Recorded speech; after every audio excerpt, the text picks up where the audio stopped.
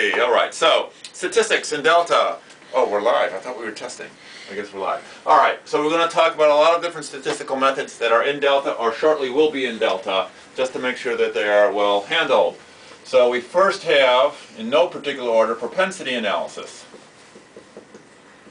Ooh, I feel like a professor. In case you didn't know how to spell, now you do.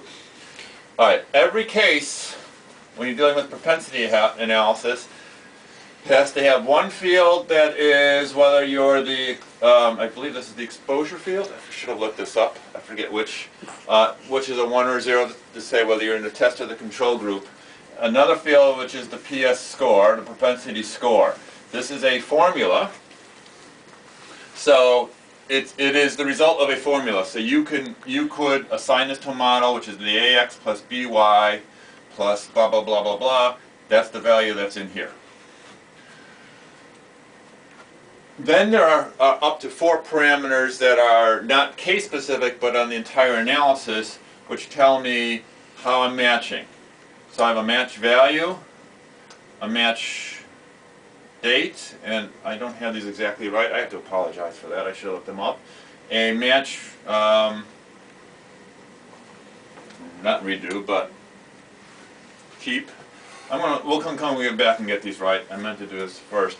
And a how.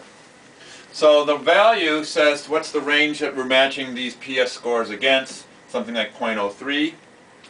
The date is what's the date range in which you have to find a match in. So you either match on the same month, on the same quarter, or on the same semi-annual. So these are calendar events. So if I match on the same semi-annual, June of 2008 matches a case in January of 2008, can match a case in January 2008, but does not match a case in July of 2008. It's the same calendar. Match keep, 1 means we retain the matches that we had the previous time we ran the system. We just look for additional matches for additional cases, and 0 means we start anew. PS how is a brand new feature. 0 means that the score here is a raw score. Do not process the score. The score has been put in there, and it is a value between 0 and 1. 1 means use a logistic regression algorithm against that score, and then use the logistic regression algorithm against it. So if you've already done the logistic regression algorithm, as Michael has done, you would have a PS of how. If you're doing this to do a logistic regression against it, where we're going to do it, you have a value of 1, and then this thing would range from like 0.4 to +4 value or something of that. It can range even more than that, but then we would do the logistic regression against it.